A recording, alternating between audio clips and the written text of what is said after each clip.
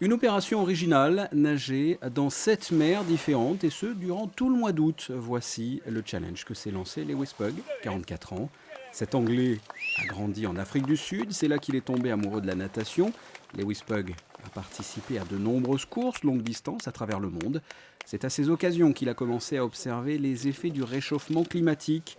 Il a donc décidé de tirer le signal d'alarme en réalisant des défis extrêmes, notamment en allant nager en Arctique et en Antarctique, et bien de nager 10 km au large de Monaco. Maintenant, j'ai décidé de me lancer dans une série de natations en allant dans 7 mers différentes qui sont menacées, polluées, où il y a une pêche intensive pour mobiliser les États en faveur d'une aire marine protégée et protéger les océans. La Fondation soutient évidemment ce projet puisqu'il est destiné à sensibiliser aux problématiques des mers et des océans. Donc le fait que Lewis Pugg nage un certain nombre de dizaines de kilomètres dans 7 mers du monde, dont la Méditerranée bien entendu, qui sont particulièrement fragiles comme tout le monde le sait, ça s'inscrit tout à fait dans les actions de sensibilisation que souhaite mener et que conduit la Fondation. Lewis Pugg a choisi la mer Méditerranée et plus particulièrement la Principauté pour lancer son défi en présence du souverain.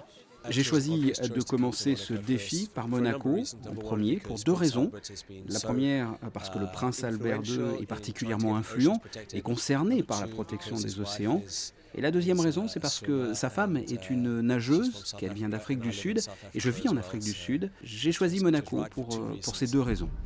Après Monaco, direction Dubrovnik et l'Adriatique, Athènes et la mer Égée, Istanbul et la mer Noire, la Jordanie en mer Rouge, Oman et la mer d'Arabie, et enfin pour clore ce projet, le 29 août, direction l'Angleterre et la mer du Nord.